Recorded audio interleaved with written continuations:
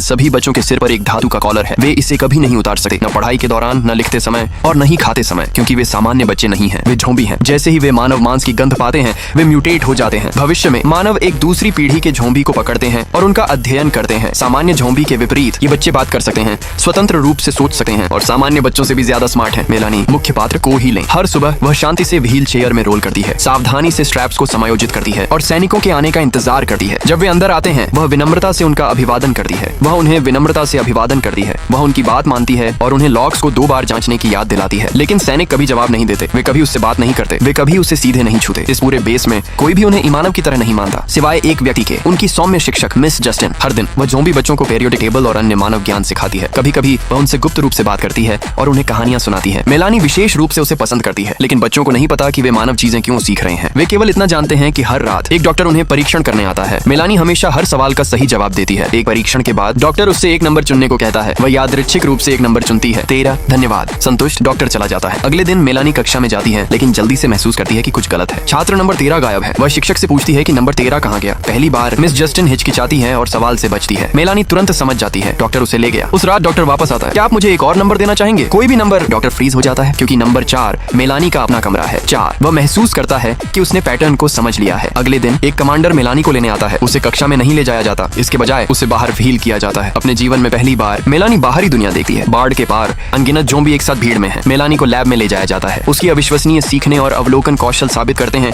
कि वह उनमें से सबसे विकसित है। अगर वे उसका उपयोग ज़ॉम्बी के इलाज के लिए करते हैं, तो यह निश्चित रूप से काम करेगा। रिसर्चर उसे सेडेटिव्स इंजेक्ट करते हैं और उसे ऑपरेटिंग टेबल पर लाते हैं। जैसे ही सर्जरी शुरू होने वाली है, अचानक अलार्म बजने लगता है। डॉक्टर पैनिक नहीं होता। वह अपने असिस्टेंट को कहती है कि वह विंडोज बंद करे और जारी रखे, लेकिन उसे पता नहीं चलता, ज़ॉम्बी पहले ही डिफेंस को तोड़ चुके हैं।